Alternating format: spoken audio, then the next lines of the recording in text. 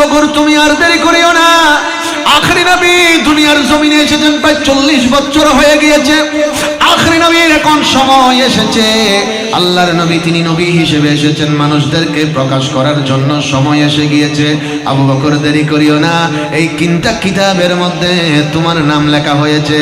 তুমি যেমন তেমন সাধারণ আবু বকর নও, তুমি হচ্ছ ওই ব্যক্তি যিনি আল্লাহর নবীর প্রধান খলিফা। শুধু তাই নয়, তুমি ইসলামের জগতে প্রথম মুসলমান। আর একটু বড় করে সিদ্দিক আকবর মনটা বেচেনি হয়ে গেল। হায় হায়, ও পাদ্রী আমাকে তাড়াতাড়ি অনুমতি দাও, আমি এই মুহূর্তে আমার দয়াল নবীর কাছে গিয়ে কলমা পড়ে ফেলবো, ঈমানটা নিয়ে আসবো, মুসলমান হয়ে যাব। পাদ্রী বলেন আবু বকর একটু দাঁড়াও, একটু দাঁড়াও, একটু দাঁড়াও। আবু বকর সিদ্দিক বললেন কোন কারণে দাঁড়াবো? পাদ্রী একটা কাগজের মধ্যে কিছু একটা লিখলেন, আর পাদ্রীটা আল্লাহর নবীর জন্য একটা কাগজ সিদ্দিক আকবরের হাতের মধ্যে দিয়ে বললেন আবু বকর, ওই দয়াল নবীজির সঙ্গে আমার কখনো দেখা হবে না, ওই নবীর সঙ্গে আমার কখনো সাক্ষাৎ হবে না। আবু বকর তুমি তো ওই নবীর দরবারের দিকে যাচ্ছ। আবু বকর আমি এই কাগজটার মধ্যে কিছু একটা লিখেছি, আমার পক্ষ থেকে এই কাগজটা তুমি দয়াল নবীর কদমের মধ্যে পৌঁছাইয়া দিবে। আর একটু বড় করে হযরত আবু বকর সিদ্দিক এবার সব কিছু ফেলে আল্লাহর নবীর সঙ্গে সাক্ষাৎ করার জন্য, নবীর কদম ধরে মুসলমান হওয়ার জন্য রওনা করলেন। মনটা বড় বেচেন, কখন নবীর দরবারে পৌঁছবো, কখন আল্লাহর নবীর কদম ধরে কলমা পড়বো। এবার হযরতে সিদ্দিক আকবর যেতে যেতে নবীর কাছে গেলেন, নবীর সামনে গিয়ে দাঁড়ালেন। আমার নবী দুপুরবেলা কোনো একটা গাছের নিচে শুয়ে শুয়ে আরাম করছিলেন। আল্লাহর নবী দাঁড়িয়ে গেলেন, সিদ্দিক আকবরকে দেখে 2 হাত মোবারক বাড়িয়ে দিয়ে বললেন আবু বকর তোমার জন্য নবীজি অপেক্ষা করতেছি, এতক্ষণে বুঝি তোমার আসার সময় হয়েছে। আবু বকর সিদ্দিক আকবর ডাক দিয়ে বললেন ইয়া রাসূলুল্লাহ, পাদ্রীর কাছে আপনার নাম সম্পর্কে জেনেছি, আপনি রাসূলের আলোচনা পাদ্রীর জবানে শুনেছি। ও নবী, আমি আবু বকর তো কলমা পড়তে এসেছি, এতে কোনো সন্দেহ নাই, তবে আমি আবু বকরের মনটা একটু চাচ্ছে আপনি রাসূলে পাকেরকে আল্লাহ যে ক্ষমতা দিয়েছেন আমাকে একটু সেই ক্ষমতার নজর দেবেন। সুবহানাল্লাহ। ইয়া রাসূলুল্লাহ, যে ক্ষমতা পাওয়ার দিয়ে আল্লাহ আপনি নবীকে দুনিয়ায় পাঠিয়েছেন, আমাকে একটু সেখান থেকে নিয়ামত দেখান, সেখান থেকে কিছু জানান। আমার নবী এবার ডাক দিয়ে বললেন আবু বকর কি দেখালে খুশি হবে? সিদ্দিক বললেন নবী গো আপনি যা দেখান তাতে খুশি। আমার নবী বললেন আবু বকর এই সিরিয়ার জমিনের মধ্যে গিয়ে গভীর রাতে যখন চন্দ্র সূর্য স্বপ্ন দেখেছো, এত পেরেশান হওয়ার কি ছিল, এত ভয় পাওয়ার কি ছিল, এত ঘাম আসার কি ছিল?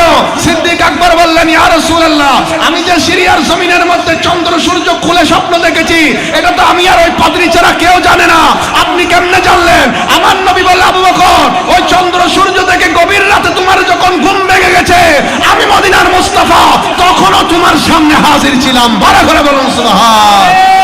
তাকবীর, নারে রিসালাত, ইয়া রাসূলুল্লাহ, নারে গাউসিয়া, শাহী শাহে মদিনা। নবীজির কোন সাহাবী যার শানে আমার নবীজি বলেছেন আফজালুন নাস বা'দাল আনবিয়া, মানুষের ভেতরে নবীদের পরে সব চাইতে দামি করে আল্লাহর নবী ঘোষণা দিলেন তিনি হচ্ছেন আমার সাহাবী, আমার বন্ধু আবু বকর সিদ্দিক। যে আবু বকর সিদ্দিক রাদিয়াল্লাহু তাআলা নবীজির উপর ঈমান আনার পূর্বেও কখনো কোনোদিন তিনি মূর্তি পূজা করেননি। ইসলামের ঘোষণা আসার পূর্বে 2টা মানুষ কোনোদিন মূর্তি পূজা করেননি। 2 জনের মধ্যে একজন সিদ্দিক আকবর, আরেকজন হচ্ছেন হযরতে মাওলায়ে কায়নাত মাওলা আলী শেরে খোদা। সুবহানাল্লাহ বলে। ওনারা কখনো মূর্তি পূজা করেন না, ইসলাম ঘোষণার আগেও করেন নাই, পরে তো করেনই নাই। হযরত আবু বকর সিদ্দিক রাদিয়াল্লাহু তাআলা আনহুর বয়স যখন 4 বছর, হযরতে আবু বকর সিদ্দিক ছোট্ট ছেলেটাকে নিয়ে বাবা বললেন আমি একটু মন্দিরে যাব। আবু বকর সিদ্দিক রাদিয়াল্লাহু তাআলা আনহুর আব্বার নাম ছিল আবু কুহাফা। আবু কুহাফা সন্তানকে নিয়ে মন্দিরের ভেতরে গেলেন, বিশাল বড় মূর্তির সামনে গিয়ে দাঁড়ালেন। এবার সিদ্দিক আকবরের আব্বা জান মাথা নত করে সাজদা দিলেন। সাজদা থেকে উঠে দেখে আবু বকর দাঁড়িয়ে আছে। এবার ওনার আব্বাজান বললেন, আমার সন্তান, আমাদের খোদা, তুমি সামনে দাঁড়িয়েছো, এইভাবে দাঁড়ানো যাবে না, তুমিও সাজদা দাও। সিদ্দিক আকবর বললেন, বাবা সাজদা দিবে একটু পরে, তবে আমাকে একটু বলেন এই মূর্তিটা কে বানিয়েছে? বাবা ডাক দিয়ে বললেন, আমাদের এলাকার মানুষরা বানিয়েছে। এবার আবু বকর সিদ্দিক 4 বছরের ছোট্ট শিশু আব্বাজানকে ডাক দিয়ে বললেন, বাবা খোদা তো মানুষদেরকে বানায়, আর যদি কেউ খোদাকে বানায় তাহলে বোঝা যায় ওই খোদা সত্য খোদা নয়। সুবহানাল্লাহ বলেন। সিদ্দিক আকবরের আব্বাজান একটু রাগান্বিত হয়ে গেলেন, ঘরের মধ্যে গেলেন, বিবিকে বললেন, ও বিবি, তোমার সন্তান আবু বকরকে একটু বুঝাও, শাসন করো। সে আমার সামনে আমার খোদাকে মন্দ বলেছে, আমার খোদাকে সে সাজদা করেনি। বিবি বললেন, ও প্রাণের স্বামী আবু কুহাফা, আমি সন্তানকে কোনো বিষয়ে নিষেধ করতে পারবো না, কারণ এই সন্তান আবু বকর যখন আমার পেটের ভেতরে এসেছিলেন, একদিন আমি সুবহে সাদিকের সময় স্বপ্নের মধ্যে একটা মিষ্টি আওয়াজ শুনেছি। এমন একটা আওয়াজ শুনেছি, এত মধুর আওয়াজ আমি ইতিপূর্বে আর কোনোদিন শুনিনি। ওই আওয়াজের মধ্যে আমি শুনতে পেলাম একজন আমাকে ডাক দিয়ে বলতে লাগলেন, আবু বকরের মা আবু কুহাফার বিবি, বড় খুশনসিব, তোমার তকদির বড় ভালো, মারহাবা সাদ, মারহাবা সাদ, মারহাবা।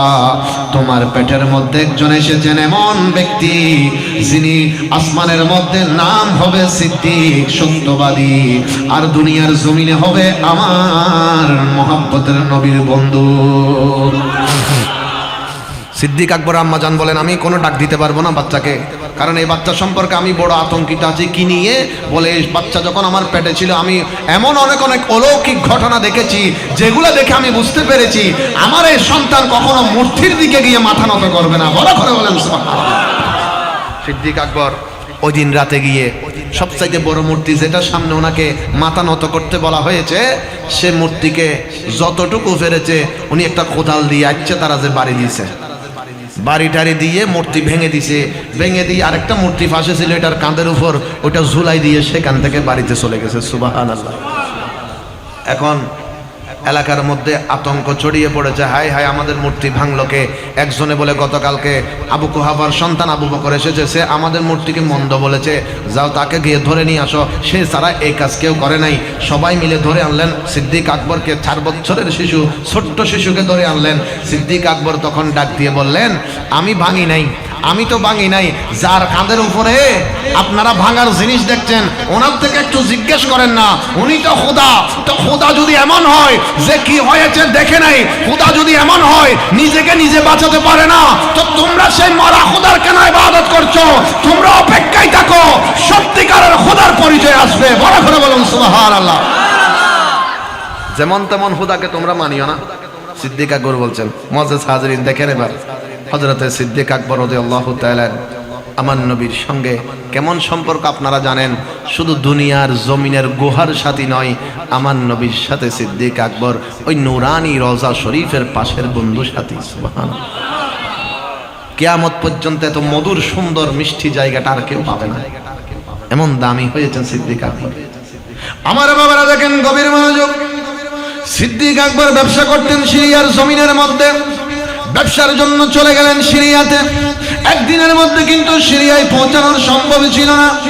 এক দেশ থেকে অন্য দেশে যাওয়ার জন্য এখন আর কোনো বিমান ছিল না, ট্রেন ছিল না। সিদ্দিক আকবর ব্যবসার জন্য সিরিয়ার মধ্যে গেলেন। সিরিয়ার মধ্যে তিনি ব্যবসা করছিলেন, ওনার ভালো ব্যবসা হয়েছে, ওনার মনটা বড় খুশি। যখন আপনার সময়টা ভালো যায় মনটা বড় উৎফুল্ল থাকে, খুশি থাকে। হযরত আবু বকর সিদ্দিক রাদিয়াল্লাহু তাআলা ওর মনটা বড় খুশি, অনেক ভালো ব্যবসা হয়েছে। গভীর রাতে ঘুমিয়ে পড়লেন। হঠাৎ করে তিনি স্বপ্ন দেখতে লাগলেন, ওই আকাশের চন্দ্রটা এবং সূর্যটা হযরত আবু বকর সিদ্দিকের কোলের মধ্যে ধরা দিয়েছে। আমার বাবারা, স্বপ্নকে যেমন তেমন মনে করার সুযোগ নাই। ইসলামের মধ্যে কিন্তু স্বপ্নের মূল্যায়ন আছে অনেক বেশি। আল্লাহর নবীর সাহাবী হযরত সিদ্দিক আকবর তখনও কলেমা পড়েননি। সিরিয়ার মধ্যে এমন স্বপ্ন দেখে ওনার ঘুম ভেঙে গেল। ওনার শরীরটা তত্তর তত্তর করে কাঁপতে শুরু করলো, শরীর দিয়ে ঘাম ঝরতে শুরু করলো। এবার আবু বকর সিদ্দিক রাদিয়াল্লাহু তাআলা ওই সিরিয়ার জমিনের মধ্যে ফজর বেলা মানুষের কাছে খবর নিতে লাগলেন, স্বপ্নের ভালো তাবির কে বলতে পারে, কে স্বপ্নের সম্পর্কে ভালো জ্ঞান রাখে। সিদ্দিক আকবর একজন মানুষের খবর পেল যে খ্রিস্টানদের মধ্যে বড় একজন বিজ্ঞ মানুষ, বড় একজন আলেম মানুষ, যার কাছে তাওরাত জাবুর ইনজিল কিতাবের এলম ছিল। তিনটা আসমানি কিতাবের মধ্যে এলম ছিল ওই ব্যক্তির। সিদ্দিক আকবর খবর নিতে নিতে পাহাড়ের উপরে চলে গেলেন। যাওয়ার পরে সিদ্দিক আকবর ওই খ্রিস্টান পাদ্রী, খ্রিস্টান আলেমের হুজরার মধ্যে ঢুকলেন। সিদ্দিক আকবর ডাক দিয়ে ওনাকে বললেন, আমি এখানকার অধিবাসী নই, সিরিয়ার অধিবাসী নই, আমি ব্যবসার জন্য এসেছিলাম। আমি এমন একটা স্বপ্ন গতকাল রাতের বেলা দেখেছি, চন্দ্র সূর্য আমার কোলের মধ্যে এসে ধরা দিয়েছে, আমি দেখেছি। আপনি বলেন এই স্বপ্নের তাবির কি হতে পারে? ওই খ্রিস্টান পাদ্রীটা ডাক দিয়ে বললেন, তোমার নাম কি? আবু বকর। আরেকটু বড় করে বলেন না সুবহানাল্লাহ। সিদ্দিক আকবর বলছেন, আমি তো আপনাকে এখন আমার নাম বলি নাই, শুধু স্বপ্নের কথা বলেছি। গভীর রাতে স্বপ্ন দেখে আমি ভয়ে আতঙ্কিত হয়েছিলাম, এটা বলেছি। এবার ওই খ্রিস্টান পাদ্রী আলেমটা তাওরাত কিতাব সামনে নিয়ে আসলেন, জাবুর কিতাব সামনে নিয়ে আসলেন, ইনজিল কিতাব সামনে নিয়ে এসে তিনটা কিতাব খুলে দিয়ে বললেন, আবু বকর তোমার নাম শুধু আমি জানি না, তোমার নাম হাজার হাজার বছর ধরে এই তিনটা কিতাবের মধ্যে আল্লাহ পাক পাঠিয়ে দিয়েছে। আমি এখানে এমনি বসে থাকি নাই, তোমার স্বপ্নের তাবির তোমাকে জানানোর জন্য আমি এখানে বসে আছি। বড় করে বলুন সুবহান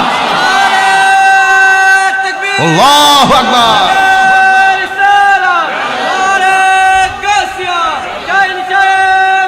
জিন্দাবাদ জিন্দাবাদ। বলেন বলেন, আমার নবীর সাহাবায়ে কেরামের দাম আছে না নাই? আওয়াজ বড় হবে, আছে না নাই? বাড়িয়ে দিয়েছেন কে? আরো বড় করে বলেন কে? মারহাবা মারহাবা দয়াল নবী, মারহাবা মারহাবা মারহাবা জিন্দা নবী, মারহাবা মারহাবা মারহাবা দয়াল নবী, মারহাবা মারহাবা মারহাবা প্রাণের নবী, মারহাবা জিন্দা নবী। 12 সূর্যের তাপ পড়িবে হাসরের দিনে, আপনি বিনে আমাদেরকে ছায়া দেবেন কে? ঠিক না?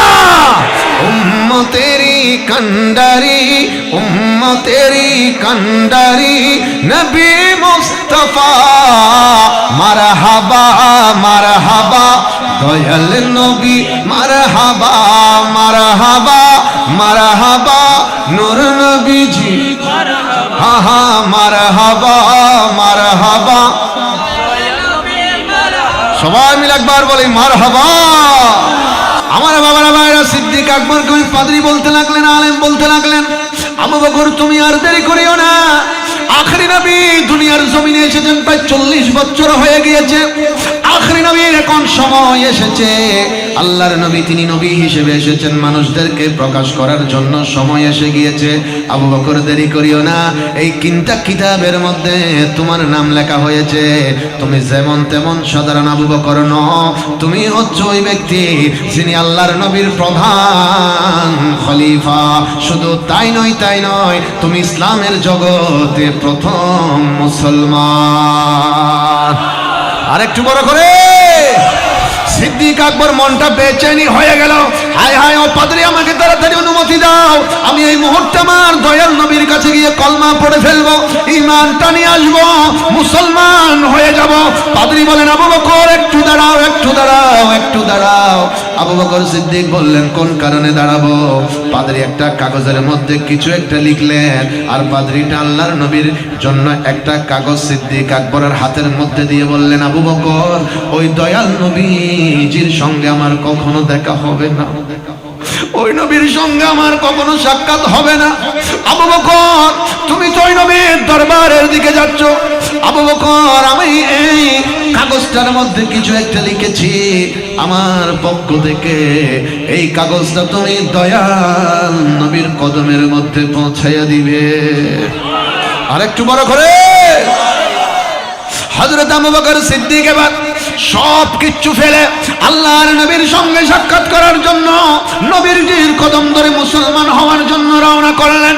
মনটা বড় বেচেন, কখন নবীর দরবারে পৌঁছবো, কখন আল্লাহর নবীর কদম ধরে কলমা পড়বো। এবার হযরতে সিদ্দিক আকবর যেতে যেতে নবীর কাছে গেলেন, নবীর সামনে গিয়ে দাঁড়ালেন। আমার নবী দুপুরবেলা কোনো একটা গাছের নিচে শুয়ে শুয়ে আরাম করছিলেন। আল্লাহর নবী দাঁড়িয়ে গেলেন, সিদ্দিক আকবরকে দেখে দুই হাত মোবারক বাড়িয়ে দিয়ে বললেন, আবু বকর, তোমার জন্য নবীজি অপেক্ষা করতেছি, এতক্ষণে বুঝি তোমার আসার সময় হয়েছে আবু বকর। সিদ্দিক আকবর ডাক দিয়ে বললেন, ইয়া রাসূলুল্লাহ, পাদ্রীর কাছে আপনার নাম সম্পর্কে জেনেছি, আপনি রাসূলের আলোচনায় পাদ্রীর জবানে শুনেছি। ও নবী, আমি আবু বকর তো কলমা পড়তে এসেছি, এতে কোনো সন্দেহ নাই। তবে আমি আবু বকরের মনটা একটু চাচ্ছে, আপনি রাসূলে পাকেরকে আল্লাহ যে ক্ষমতা দিয়েছেন, আমাকে একটু সেই ক্ষমতার নজর দেবেন। সুবহানাল্লাহ। ইয়া রাসূলুল্লাহ, যে ক্ষমতা পাওয়ার দিয়ে আল্লাহ আপনি নবীকে দুনিয়ায় পাঠিয়েছেন, আমাকে একটু সেখান থেকে নিয়ামত দেখান, সেখান থেকে কিছু জানান। আমার নবী এবার ডাক দিয়ে বললেন, আবু বকর, কি দেখালে খুশি হবে? সিদ্দিক বললেন, নবী গো, আপনি যা দেখান তাতে খুশি। আমার নবী বললেন, আবু বকর, এই সিরিয়ার জমিনের মধ্যে গিয়ে গভীর রাতে যখন চন্দ্র সূর্য স্বপ্ন দেখেছো, এত পেরেশান হওয়ার কি ছিল, এত ভয় পাওয়ার কি ছিল, এত ঘাম আসার কি ছিল? সিদ্দিক আকবর বললেন, ইয়া রাসূলুল্লাহ, আমি যে সিরিয়ার জমিনের মধ্যে চন্দ্র সূর্য খুলে স্বপ্ন দেখেছি, এটা তো আমি আর ওই পাদ্রী ছাড়া কেউ জানে না, আপনি কেমনে জানলেন? আমার নবী বললেন, আবু বকর, ওই চন্দ্র সূর্য দেখে গভীর রাতে তোমার যখন ঘুম ভেঙে গেছে, আমি মদিনার মুস্তাফা তখনও তোমার সামনে হাজির ছিলাম। বড় করে বলুন সুবহান। তাকবীর, নারে রিসালাত, ইয়া রাসূলুল্লাহ, নারে গাউসিয়া, শাহী শাহে মদিনা। বলেন বলেন, আমার নবীর ক্ষমতা আছে না নাই? আরে বাবারে, আওয়াজ হবে না, বড় করে বলেন, আমার নবীর ক্ষমতা আছে না নাই? আমার নবীকে ক্ষমতা দেওয়ার মালিক কে? সিদ্দিক আকবরকে আমার নবী বললেন, আবু বকর, ভয়ে এত আতঙ্কিত হওয়ার কি ছিল? নবী তো সেখানেও হাজির ছিলাম, কারণ আল্লাহ কোরআনের মধ্যে নবীকে বলেছেন, ইয়া আইয়ুহান নবী ইন্না আরসালনাকা শাহিদান ওয়া মুবাশশিরান ওয়া নাযীরা। ইয়া রাসূলুল্লাহ, পৃথিবীর জমিনের মধ্যে যা কিছু হয়েছে, যা কিছু হবে, যা কিছু ঘটবে, কিয়ামত পর্যন্ত যা হবে, সব কিছুর জন্য আমি আল্লাহ পাক আপনি নবীকে সাক্ষী বানিয়েছি। কোরআন বলছে আমার নবীকে সাক্ষী। তো সাক্ষী কে হয়? যে দেখে না তিনি হন। কথা বলেন, জিবে না দেহে কি সাক্ষী হয় না? সাক্ষী হনে জিবে দেহে। তো আল্লাহ কোরআন নবী ব্যাখ্যানুল্লাহ অনর সাক্ষী বানায়। তো তার মানে আল্লাহ পাক বুঝিয়ে দিলেন, ও দুনিয়ার জমিনের মানুষ, আজকে যেই শিকল বাহার জমিনের 1 নং ওয়ার্ডের মধ্যে আশেকরা বসেছে, এই জমিনের সাক্ষী দুনিয়ার কেউ দিতে হবে না। হাসরের ময়দানে এই জমিনের ঈমানি মাহফিলের সাক্ষী আমার নবী মুস্তাফা আমার আপনার জন্য দিবে। বড় করে বলেন সুবহান। তা আমার আপনার জন্য যদি নবী সাক্ষী হয়ে যায়, আর কোনো টেনশন আছে? কথা বলেন, কোনো সমস্যা আছে? কোনো পেরেশানি আছে? সেজন্য সুন্নিদের ভয় নাই, সুন্নিদের ঈমান মজবুত। আপনি দেখবেন সুন্নিরা জীবন চলে যাবে, নবীর শানে একটা বেয়াদবি করবে না। এই যে কিছুদিন আগে এক নাফরমান নবীকে সাংবাদিক বলেছে না, আপনি দেখেন কোন সুন্নি জীবনে নবীকে সাংবাদিক বলেছে? কেন বলেন নাই? কারণ সুন্নিরা জানে নবীর শানে এক বিন্দু পরিমাণ, জর্রা পরিমাণ শানে যদি বেয়াদবি হয়ে যায়, তার আমল বরবাদ। আল্লাহ কোরআনে বলেছেন, ইন্নাল্লাযীনা ইউযুনাল্লাহা ওয়া রাসূলাহু লা'আনাহুমুল্লাহু ফিদ দুনিয়া ওয়াল আখিরাহ। যে নবীর শানে বেয়াদবি করে, যে দুনিয়াও শেষ, শেষ, বরবাদ। এই নামাজের কোনো মূল্য আল্লাহর দরবারে হবে না, রোজা হজ যাকাতের মূল্য হবে না। এগুলোর মূল্য হবে কখন? যখন আপনার অন্তরে নবীর মহব্বত থাকবে। তো আমি সুন্নি হিসেবে, একজন বক্তা হিসেবে বলছি, কই আলহামদুলিল্লাহ, আল্লাহর রহমতে এরকম কোনোদিন জীবনে তো ভুল আমার হয় নাই। আমি তো কোনো উদাহরণ দিতে গিয়ে নবীকে সাংবাদিক বলি নাই। হ্যাঁ, এটা বলেছি, আমার নবীর মতো কোন নবী, আরে বাবারে বড় করে বলেন, নবীর মতো কোন নবী আছে? বলেন, নবীর মতো কোন রাসূল আছে? যেখানে মুসা কালিমুল্লাহ আলাইহিস সালামের মতো নবী আমার নবীর মতো হতে পারে নাই, সেখানে তোমার মতো 2 টাকার মূল্য কেমনে নবীর মতো হবে? কথা বলেন, ঠিক কিনা? সেই জন্য আশিকরা, ঈমানদাররা, নবীর সুন্নি প্রেমিকেরা বলে, জিসকা কোই সানি নেহি, जिसका कोई सानी नहीं, वो नबी हमारा है, मुस्तफा की अज़मत का मुस्तफा की अजमत का हद है ना किनारा है বড় করে বলেন মারহাবা আবু বকর সিদ্দিকের সামনে বাড়িয়ে দিয়ে বললেন আবু বকর আমি রাসূলের জন্য একটা আমানত ওই খ্রিস্টান পাদ্রী তোমার পকেটের মধ্যে জমা রেখেছে সেটা একটু নবীর হাত মুবারকের মধ্যে দিয়ে দাও সিদ্দিক আকবর আল্লাহর নবীর হাত মুবারকের মধ্যে ওই চিঠিখানা যখন দিলেন আমার দয়াল নবীজি এবার চিঠিখানা যখন খুললেন আমার দয়াল নবী চিঠি পড়তে পড়তে দুই চোখ মুবারক বেয়ে বেয়ে পানি ঝরতে শুরু করলেন আবু বকর ডাক দিয়ে বললেন ও মদিনা রাসূল কামলি ওয়ালা নবী এই চিঠির মধ্যে এমন কি ছিল যার কারণে আপনি রাসূল পড়তে গিয়ে চোখের পানি ছেড়ে কাঁদতে শুরু করলেন আল্লাহর নবী ডাক দিলেন ও আবু বকর এখানে পাদ্রী এমন লেখা লিখেছে দুনিয়ার জমিনের মধ্যে পাদ্রী লিখেছে ইয়া রাসূলুল্লাহ আমি তাওরাত কিতাবের মধ্যে আপনি রাসূলের নাম মোবারক পেয়েছি জবুর কিতাবের মধ্যে আপনি রাসূলের নাম মোবারক পেয়েছি ইনজিল কিতাবের ভেতরে আপনি রাসূলের নাম মোবারক পেয়েছি আল্লাহ পাক সমস্ত কায়নাতের রাসূলদের মধ্যে আপনি নবীকে সবচাইতে উঁচু মর্যাদা দিয়ে পাঠিয়েছেন ইয়া রাসূলুল্লাহ আমি এই মুহূর্তে হযরতে ঈসার আল্লাহর অনুসারী ছিলাম তবে আজকে আবু বকর সিদ্দিক যখন তার স্বপ্নের ব্যাখ্যার জন্য আমার কাছে চলে এসেছে আমি স্বীকার করে নিচ্ছি বুঝে গেলাম আল্লাহর নবীর নবুয়তের ঘোষণা হয়ে গিয়েছে আল্লাহর নবীর কাছে মানুষ এখন কলমা পড়ে পড়ে কলমা ঈমানদার হবে ইয়া রাসূলুল্লাহ আমার সঙ্গে কখনো আপনি নবীজির সাক্ষাৎ হবে না দিদার আপনার পাবো না তবে ইয়া রাসূলুল্লাহ আমি আপনাকে না দেখে আপনি রাসূলের উপর কলমা পড়ে দিচ্ছি ও মদিনার নবী যদি আপনার সঙ্গে আমার দেখা হবে না সাক্ষাৎ হবে না হুজুর তারপরেও হাসরের ময়দানের মধ্যে আপনি আমি গুনাহগারকে আমি এই ঈমানদারকে এই নিয়ামতওয়ালা নবী আমাকে আপনি ভুলে যাবেন না আপনার শাফাআতে কুবরা দিয়ে ওই হাসরের ময়দানে আপনি আমাকে একটু পার করাইয়া দিবেন আমি আপনাকে বিশ্বাস করে আল্লাহর উপর ঈমান এনে ডাক দিয়ে বলছি লা ইলাহা ইল্লাল্লাহু মুহাম্মাদুর সবাই মিলে একবার কলমাটা গভীর রাতে মহব্বতের আওয়াজে পড়েন জীবনের গুনাহগুলো মাফ হয়ে যাবে বড় করে লা মুহাম্মাদুর জবান খুলে একবার বলি সুবহানাল্লাহ আমার নবীজি বলছেন পৃথিবীতে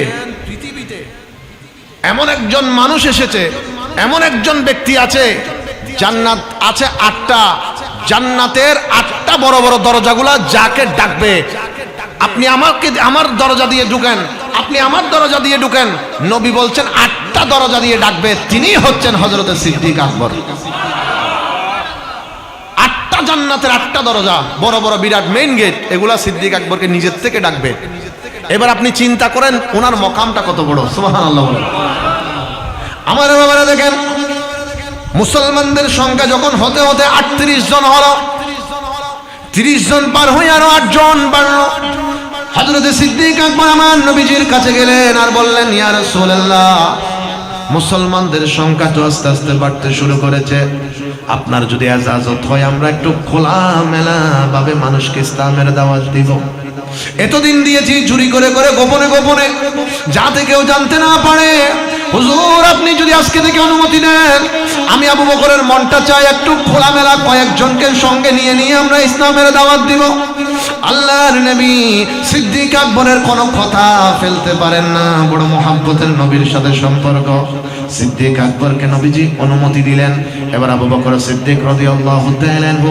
চিন্তা করলেন আমি মক্কাবাসীকে নয় মক্কার বাইরে থেকে যারা আসে আগে তাদেরকে একটু দাওয়াত দিব হায় কাবা আল্লাহর ঘর এমন একটা ঘর যেই ঘরটাকে দেখার জন্য অন্যান্য দেশের থেকেও তখন মানুষ আসতো সিদ্দিক আকবর ওই আল্লাহর ঘর হায় কাবার মাতাফের মধ্যে চক্করের মধ্যে তিনি বসে আছেন কোন বাইরের কোন একজন মানুষ মেহমান আসলে তিনি ইসলামের দাওয়াত দেওয়ার জন্য প্রস্তুতি নিচ্ছেন একটা গ্রুপ আসলো নবীজির ওই ইসলামের দাওয়াত দেওয়ার জন্য সিদ্দিক আকবর কাছে গেলেন তাদেরকে ইসলামের দাওয়াত দিচ্ছেন এই মুহূর্তে খবর পৌঁছে গেল কাফেরদের কাছে মুসলমানদের নবীর প্রথম খলিফা যিনি, প্রথম ইমানদার যিনি, তিনি মানুষদেরকে ইসলামের পথে ডাকছে, তিনি মানুষদেরকে মূর্তি পূজা বাদ দিতে বলছে, ইসলামের পথে, নূরের পথে, আলোর পথে, আল্লাহর পথে, নবীর পথে ডাকছেন।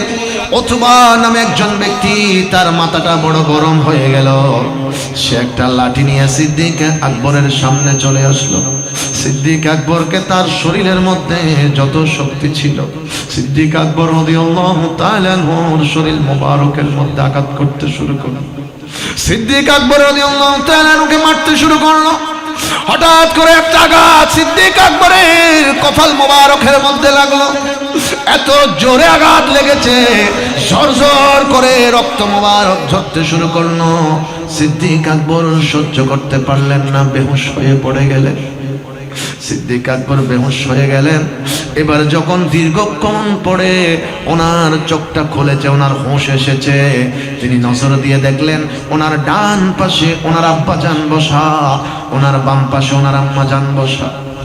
ওনার আম্মাজান মায়ের মন, তো মায়ের মন, আমার বাবারা মায়ের মন। সিদ্দিক আকবরের আম্মাজান আবু বকর সিদ্দিকের কপালের রক্তগুলো মুছে দিয়ে কপালের মধ্যে সন্তানকে চুমু দিয়ে বললেন, এ আমার সন্তান, কেমন লাগছে তোমার?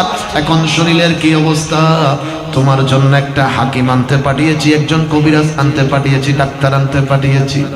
আবু বকর ডাক দিয়ে বললেন, মা, তোমার সন্তানের তো দুনিয়ার কোনো রোগ হয় না। মাগো, তোমার সন্তানের তো দুনিয়ার কোনো অসুখ হয় নাই, দুনিয়ার কোনো রোগ হয় নাই।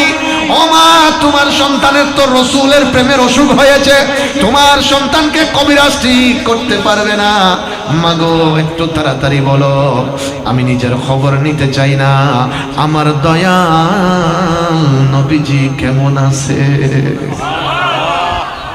মাগো, আমার থেকে নিজের খবর লাগবে না, আমি নিজের শরীরের দিকে দেখবো না, বলো বলো আমার কামলি ওয়ালা নবী কেমন আছে। মা বললেন, আগে নিজে বাঁচো, তারপরে নবীর নাম। হুজুর সিদ্দিক আকবর বলেন, না গো মা, না, আমি আজকে জান পেয়েছি, আল্লাহ আমাকে মানব হিসেবে দুনিয়ার জমিন আল্লাহর বান্দা হিসেবে পাঠিয়েছেন। আল্লাহ তো নিজেই বলেছেন, লাউলাকা লামা খালাকতুল আফলাক।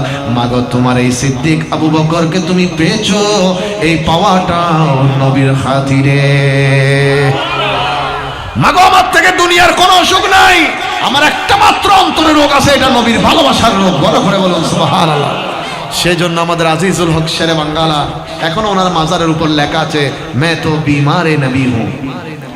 আমার অন্তরে যেরকম সেরকম রোগ নাই, আমার অন্তরের মধ্যে নবী মুস্তাফার মহব্বতের রোগ ধরেছে। এখানে যতগুলি ছোট বড় এখানে মানুষ বসেছেন, মুরব্বী বাবারা বসেছেন, আমার বিশ্বাস প্রত্যেকের অন্তরের মধ্যে এই নবী প্রেমের অসুখ আছে। কথা বলেন ঠিক কিনা? আরো বড় করে বলেন ঠিক কিনা?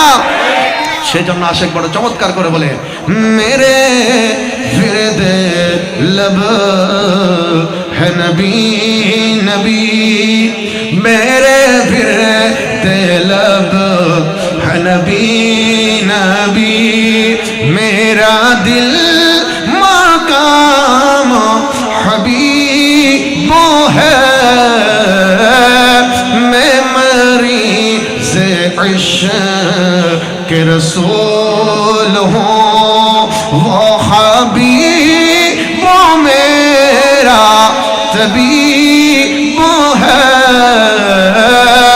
मेरे फिरदे लब है नबी नबी। सलातुनिया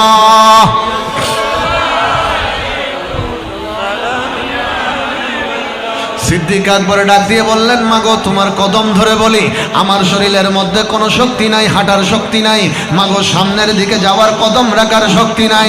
ও মা জননী, তোমার সন্তানকে কবিরাজ ডেকে সুস্থ করতে হবে না।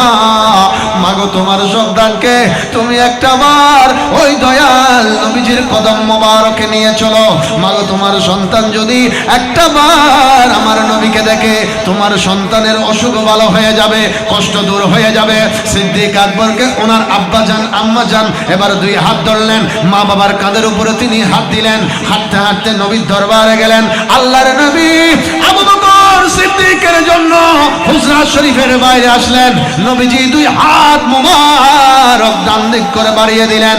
আবু বকর রে আয় আয়, মদিনার নবীর বুক মুবারকের মধ্যে আয়। আবু বকর রে, নবীর মহব্বতের মধ্যে এতগুলো রক্ত ঝরাইলি, তোর কি অনেক কষ্ট হয়েছে, তোর কি অনেক অসুবিধা হয়েছে? সিদ্দিক আকবর বলেন, ইয়া রাসূলুল্লাহ, আপনি নবীর খাতিরে শুধু আমার কয়েক ফোঁটা রক্ত নয়, আপনি নবীর জন্য যদি আজকে আমার জানটাও চলে যেত, ইয়া রাসূলুল্লাহ, আল্লাহর কসম করে বলি আমার জীবনে কোনো কষ্ট থাকতো না।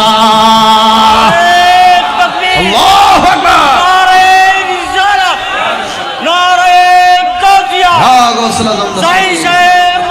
জিন্দাবাদ জিন্দাবাদ জিন্দাবাদ জিন্দাবাদ মুআজ্জিজ, জিন্দাবাদ জিন্দাবাদ মুআজ্জিজ। হাজিরিন, দেখেন মোহাব্বত কাকে বলে।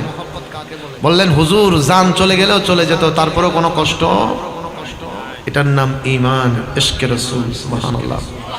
একটা কথা মনে রাখতে হবে, নামাজ, রোজা, হজ, যাকাত এগুলো আল্লাহর পক্ষ থেকে চারটা নিয়ামত আমরা পেয়েছি। এই চারটা দামি করার জন্য নবীর ইশক, প্রেম, মোহাব্বত, এটার নামই ঈমান।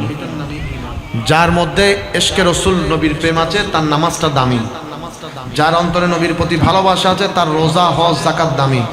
মুআজ্জিজ হাজিরিন, সুতরাং নবীকে বাদ দিয়ে ইসলামের অনুসারী হওয়ার কোনো সুযোগ, যে প্রকৃতপক্ষে নবীর প্রেমিক, সে কখনো মুখে বলবে না নবী মরে গেছে, শেষ হয়ে গেছে, জানে না, পারে না, দেখে না, শুনে না, বলবে না। যে সত্যিকার অর্থে নবীর প্রেমিক, আলা হযরত বলছে, সে বলবে তু জিন্দা হে ওয়াল্লাহ, তু জিন্দা হে ওয়াল্লাহ, মেরে চশমে আলম সে চুপ জানে ওয়ালে। সুবহানাল্লাহ। এটার নাম নবী প্রেমিক। মোহাব্বতের ভেতর কোনো অ্যাব থাকে না, সন্দেহ থাকে না।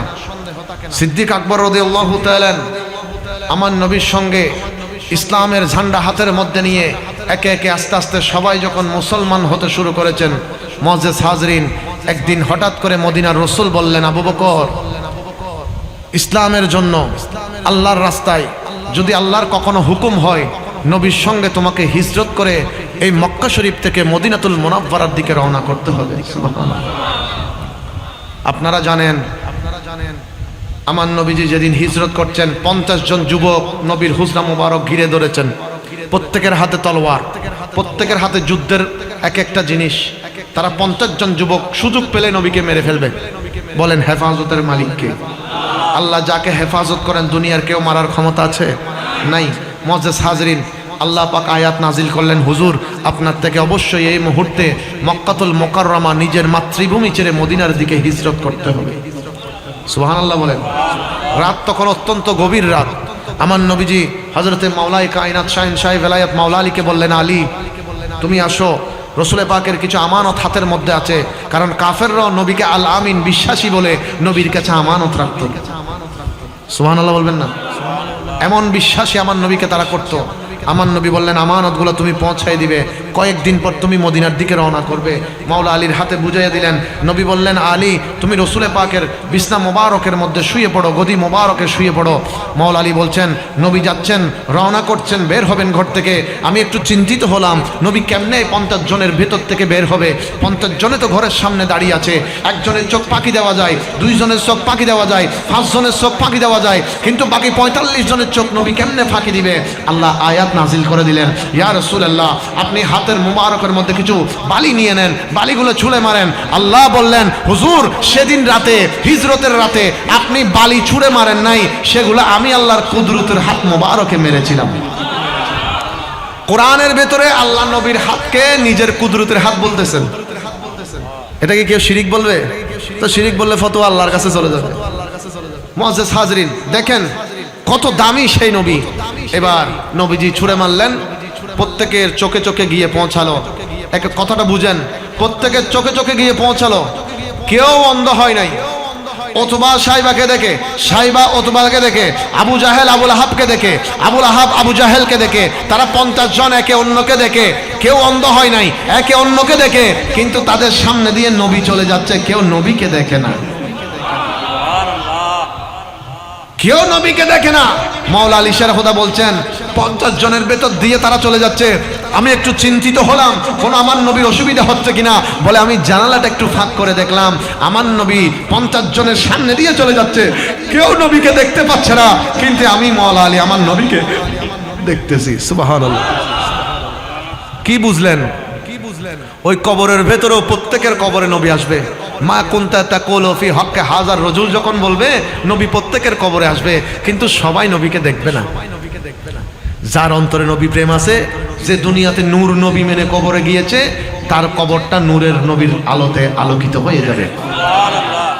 সেজন্য আমার আওয়াজটা যতটুকু পর্যন্ত যাচ্ছে, আমার মা বোনেরা থেকে শুরু করে যুবক ভাইরা থেকে শুরু করে মুরব্বী বাবারা যারা শুনছেন, আমি বলবো নবীর ব্যাপারে আপনার আকীদাকে একেবারে স্পষ্ট করে রাখেন। আপনি নবীকে দুনিয়াতে মন থেকে নূর নবী মেরে যান, ইনশাআল্লাহ নবী যখন কবরে আসবে ওই অন্ধকার কবর আলোকিত হয়ে যাবে। ওই কবরের ভেতর আশেকরা নবীকে দেখবে, কিন্তু যে ব্যক্তি নবীকে নূর মানে নাই, মরা মেনেছে, সে বলবে কই আমি তো কাউকে দেখতে পাচ্ছি না। ওই যে ওই ঘটনার সময় যেই আল্লাহর পক্ষ থেকে বালিগুলা মারা হয়েছে, সেগুলো যাদের অন্তরে ঈমান নাই আল্লাহ তাদের চোখে চোখে পৌঁছে দিয়েছেন। সেজন্য ওই হাসরের ময়দান পর্যন্ত তাদের সামনে নবী থাকলেও তারা ওই চোখ দিয়ে নবী দেখতে পারবে না। কথা বলেন ঠিক কিনা? এটা আল্লাহর পক্ষ থেকে ফয়সালা। সুতরাং আমরা নবীকে নূর নবী মানি। মুআজ্জিজ হাজিরিন, দেখেন এই যে আমাদের দেশে অনেক মানুষ, আমরা সুন্নিরা যখন মানুষ মারা যায় চেহারা কি দেখায় না দেখায় না? কথাটা বলেন, দেখায় নাকি দেখায় না? আমি তো এমনও দেখেছি জানাজার পরেও দেখাচ্ছে, আবার কবরের ভিতর রেখে দিয়েছে, দেখা যাচ্ছে কবরের ভেতর একজন মানুষ আত্মীয় স্বজন আস্তে আস্তে একটু দেরি হয়ে গেছে, কবরে শোয়াই দিয়েছে, আস্তে আস্তে এখন কি দেওয়া বাঁশ দেওয়া শুরু করতেছে। ওই মুহূর্ত কি একজন পড়েছে, বলে যে আত্মজীবনে দেখবো না, একটা বার অন্তত চেহারাটা দেখাও। এরকম বলার সাথে সাথে কবরের ভেতরও চেহারাটা খুলে দেখিয়ে দিয়েছে।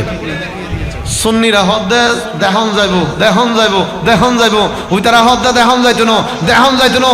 কি আরে বাবা, সুন্নির অকল হদ্দে দেখন যাইবো, ওই তারা হদ্দে দেখন যাইতো না, তো সুন্নি অকল কিউর বলে দেখাত দে হদ্দে মহতুর বিছানা যাতে নবী মুস্তাফার সামনে আই গিয়ে নবীর চেহারা মোবারক যাতে ওই ইমানদারিবে দেখি মহব্বতে হতিবের ওই চেহারা ইয়ে নুরুর মতো সুন্দর হয়ে গিয়ে এত লাই মরণের পরেও তার চেহারা আল্লাহর বান্দা কলর দেখন যাইবো। বড় করে হন সুবহানাল্লাহ। সুন্নি কলাত আল্লাহ চেহারা দেখান যাবে। এবার দেখেন মুআজ্জিজ হাজিরিন, বিষয়ের বাইরে 1 মিনিট কথা বলবো। দেখেন আমার নবীজি দুনিয়া থেকে চলে যাচ্ছেন 12 রবিউল আউয়াল, মালাকুল মউত আজরাইল নবীর সামনে এসেছেন, নূরানি ডান হাত মোবারকটা নবীর অনুমতি নিয়ে নবীজির বুক মোবারকে দিলেন। আমার নবী বললেন, আজরাইল কি রেখেছো? আজরাইল বললেন, ইয়া রাসূলুল্লাহ, ডান হাতের কিছুটা অংশ আপনার বুক মোবারকে রেখেছি। আমার নবী 2 চোখের পানিগুলো ছেড়ে দিয়ে বললেন, আজরাইল মনে হচ্ছে নবীর বুক মোবারকের উপর উহুদের পাহাড়টা তুলে দিয়েছে। আজরাইল বললেন, ইয়া রাসূলুল্লাহ, আপনার কষ্ট হচ্ছে, আমাকে ক্ষমা করে দিবেন। আমার নবী বললেন, আজরাইল একটু বলো না আমার উম্মতগুলা কেমন কষ্ট পায়। নবী তখনও উম্মত বলছে, নবী চলে যাচ্ছেন তখনও উম্মত। আমার নবী বলছেন, আজরাইল বলো আমার উম্মতকে কষ্ট দাও। আজরাইল বললেন, ইয়া রাসূলুল্লাহ, আপনি রাসূল তো বলেছেন সাকরাতুল মাউতে হাক্কুন, মৃত্যুর যন্ত্রণা সত্য, আপনার উম্মত তো কষ্ট পায়। আমার নবী কাঁদতে শুরু করলেন। আজরাইল বললেন, ইয়া রাসূলুল্লাহ, আমাকে ক্ষমা করে দেন, আপনার যদি কষ্ট হয় আমাকে মাফ করে দেন। আমার নবী বললেন, আজরাইল নিজের জন্য নয় উম্মতের চিন্তায় কাঁদতেছে। আমার নবী বললেন, উম্মতের চিন্তায় কাঁদতেছে। ও আজরাইল, কিয়ামত পর্যন্ত আমার যত উম্মত আসবে, মওতের যত যন্ত্রণা আছে সবগুলো আজকে আমি নবীকে দিয়ে দাও, আমার উম্মতগুলোর জন্য তুমি সহজ করে দিও। আমার নবী আমার আপনার কষ্টগুলো নেওয়ার জন্য প্রস্তুত হয়ে গেছে। আমার নবী বলছে, আমাকে কষ্ট দাও, উম্মতকে দিও না। মালাকুল মউত আজরাইল জাপটা দিয়ে ডান হাত মোবারকটা টান দিয়ে ধরলেন, বললেন, ইয়া রাসূলুল্লাহ, আমি আজরাইল মালাকুল মউত আদম থেকে ঈসা রুহুল্লাহ পর্যন্ত প্রত্যেক নবী রাসূলের কাছে এসেছি, কোন নবী রাসূলকে এই ওয়াদা দিই নাই, আজকে আপনি নবীকে দিচ্ছি। নবী বললেন, কি ওয়াদা দিবে? মালাকুল মউত আজরাইল বললেন, ইয়া রাসূলুল্লাহ, আমি যখন আপনার কোন গুনাহগার উম্মতের ঘরের মধ্যে ঢুকবো, আপনার কোন আশিকের ঘরের মধ্যে জান নেওয়ার জন্য ঢুকবো, সর্বপ্রথম আমার নজরটা তার কলবের দিকে দিব। যদি দেখি তার আপনার কলবের ভেতর আপনি রাসূলের ভালোবাসা আছে, আপনার প্রতি মহব্বত আছে, আপনার প্রতি তাজিম আছে, ইয়া রাসূলুল্লাহ আমি আপনার চেহারা মুবারকটা তার চোখের সামনে ধরবো। একটা ময়দার টাল থেকে লম্বা চুল বের করতে যেমন ময়দার স্তূপের টালের কোনো ক্ষতি হয় না, আমি এমন সহজ করে তার জানটা বের করব, সে কোনো কষ্ট পাবে না। সে আশেক আপনি নবীর চেহারা মুবারক দেখতে দেখতে মৃত্যুর বিছানায় নিজের জান নিজে কুরবান করে দিবেন। সুবহানাল্লাহ, नारे तकबीर, আল্লাহু আকবার, नारे रिसालत, ইয়া রাসূলুল্লাহ, नारे गौसिया, ইয়া রাসূলুল্লাহ, आले सुन्नत वल जमात, जिंदाबाद, शाही शाह मदीना। জিন্দাবাদ জিন্দাবাদ। বলেন বলেন আমাদের থেকেও মওতের বিছানায় নবী দেখার আশা আছে না নাই? আরে বাবা আওয়াজ বড় হবে, আছে না নাই? ডান হাত তুলে বলেন আছে না নাই? নবীর রওজা শরীফ, নবীর রওজা শরীফ দেখে মন ভরে না, নবীর রওজা या शरीफ, দেখে মন ভরে না, দিদার দাও গো শাহে মদিনা, দিদার দাও গো শাহে মদিনা। সবাই একসাথে নবীর রওজা শরীফ দেখে মন ভরে না, নবীর या शरीफ, দেখে মন ভরে না, দিদার দাও গো শাহে মদিনা, দিদার দাও গো শাহে। জবান খুলে একবার বলেন না মারহাবা। সালাতুন ইয়া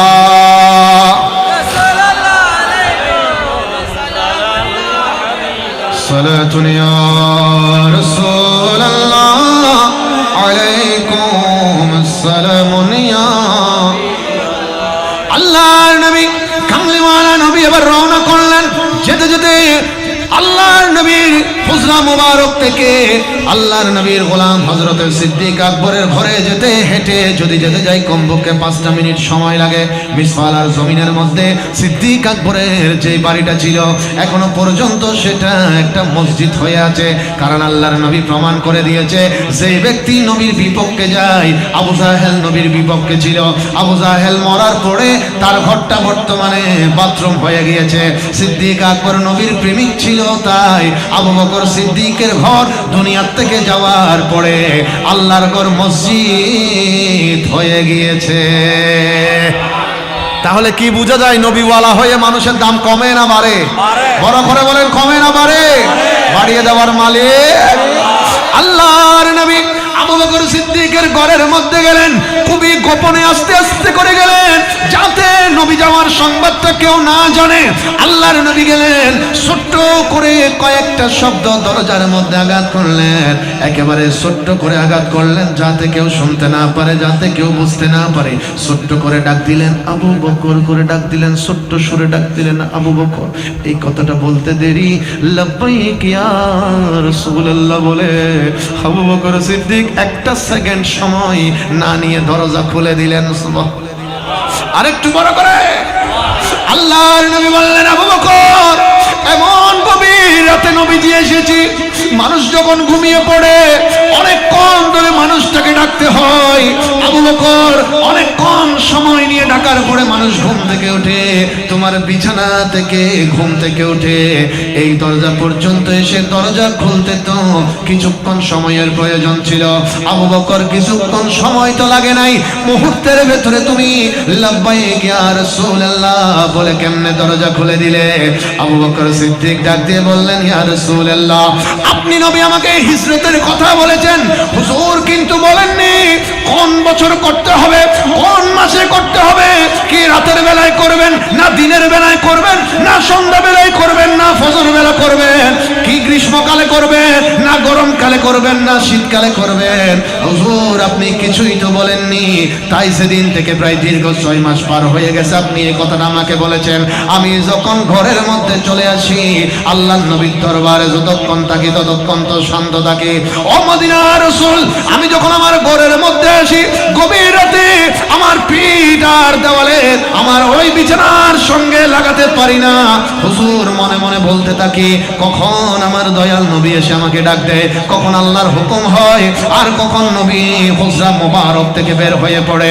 হুজুর তাই আমি চিন্তিত থাকতাম নবী এসে আমার ঘরের দরজায় যদি দাঁড়িয়ে থাকতে হয় আমি আবু বকরের জিন্দেগি তো আর দামি হতে পারে না। তাই আমি এই পিঠটাকে দীর্ঘ 6 মাস ধরে গভীর রাতে বিছানার সঙ্গে আর লাগাই না, আমি আমার ঘরের দরজার সঙ্গে পিঠটাকে লাগিয়ে দিয়ে দাঁড়িয়ে থাকি কখন আমার দয়াল নবী এসে হিজরতের জন্য আমি আবু বকরকে ডাক দে। আর একটু বড় করে সুবহানাল্লাহ বলেন ইয়া রাসূলুল্লাহ। দেখেন কি মুহাব্বত, 6 মাস ঘুমান নাই শুধুমাত্র নবীর তাজিমের কারণে। সুবহানাল্লাহ বলেন। মুআজ্জাজ হাজরিন, এবার দেখেন আমি খুব দ্রুততে সামনের দিকে গিয়ে শেষ করছি। সিদ্দিক আকবর নবীকে নিয়ে রওনা করলেন। কাফেরদের মধ্যে আবু জাহেল এমন জ্ঞানী ছিল, তার বুদ্ধিগুলো এমন বেশি ছিল, সে মানুষের পায়ের ছাপ যদি বালির উপরে দেখতো সে গবেষণা করে বলতে পারতো এটা কয়দিন আগের। ওটের শুকনা গোবর যদি সে নাকে দিত সে বুঝতে পারতো এটা কয়দিন আগে ওট পায়খানাটা করেছে। এত বেশি বিচক্ষণ সে আবু জাহেল ছিল। তো নবীজি যখন যেতে যেতে ওই জবলে সূরের কাছাকাছি গেলেন উঠার জন্য, নবী বললেন আবু বকর আমরা তো এসেছি ভালো কথা, তবে দুইজন যে হাঁটছি বালির উপর, এখন দুইজনের পায়ের ছাপ যদি তারা দেখে তারা বুঝতে পারবে এটা আজকে রাতের ছাপ। তো কাফেররা তো আমাদের নির্দিষ্ট জায়গাটার স্থান পেয়ে যাবে। আবু বকর একটা কাজ করতে হবে। নবী গো কি কাজ? বললেন আল্লাহর নবী বললেন পায়ের সামনের 2টা আঙ্গুলের সামনের যেই অংশটা আছে সেটা দিয়ে দিয়ে ভাত দিয়ে দিয়ে হাঁটতে থাকো, যাতে মানুষের পায়ের ছাপ নাকি অন্য কিছুর ছাপ এটা যাতে বোঝা না যায়। সিদ্দিক আকবর বললেন ইয়া রাসূলুল্লাহ এত কষ্ট করে হাঁটার কি দরকার? আমার মনটা চাই, আমি তো আপনি রাসূলকে কখনো কুলে নিতে পারি নাই, হুজুর আমার মনটা চাই আজকে আপনি নবীকে আমি কুলে নিয়ে ওই পাহাড়ের উপর উঠে যাবো। বড় করে বলেন সুবহানাল্লাহ। যারা গেই দেখি ওকে মানুষ উত্তর উঠতে মাথার গাম ঠ্যাঙ্গন নিচে পড়ে জবলে সূরের মধ্যে। আর সিদ্দিক আকবর বলছেন হুজুর আপনি আমার কোলে উঠে যান, আমি আপনাকে নিয়ে উঠে যাব। মুআজ্জাজ হাজরিন, নিচে নামতে সহজ, উপরে উঠতে কথা বলেন উপরে উঠতে কঠিন। সিদ্দিক আকবর নবীকে জাপটা দিয়ে কোলে নিয়ে ফেললেন। আমার নবীকে নিয়ে যখন বিসমিল্লাহ করে হাঁটা শুরু করলেন, আমার নবী ডাক দিয়ে বলতে লাগলেন আবু বকর কোনো কি কষ্ট হচ্ছে? আবু বকর বললেন ইয়া রাসূলুল্লাহ আল্লাহর কসম করে বলছি ও নবী আপনাকে যে খুলের মধ্যে নিয়ে হাঁটা শুরু করেছি আপনি রাসূলের কোনো ওজন তো অনুভব হচ্ছে না, যেমন ফেরেশতা নূরের তৈরি ফেরেশতার ওজন নাই, ও নবী আপনারও তো কোনো ওজন পাওয়া যাচ্ছে না। আল্লাহর নবী আপনার ওজন কোথায় গেল? আমার নবী ডাক দিয়ে বলে আবু বকর কোরআনের আয়াত কি তোমার মনে নাই? আল্লাহ নিজে ঘোষণা দিয়েছেন কদ জাআকুম মিনাল্লাহি নূরুন ওয়া কিতাবুম মুবিন, আল্লাহ আমি নবীকে নূর হিসেবে পাঠিয়েছে, নূরের কোনো ওজন হয় না।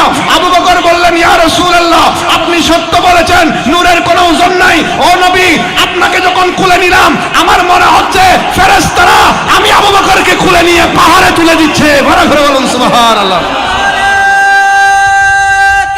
আল্লাহু আকবার।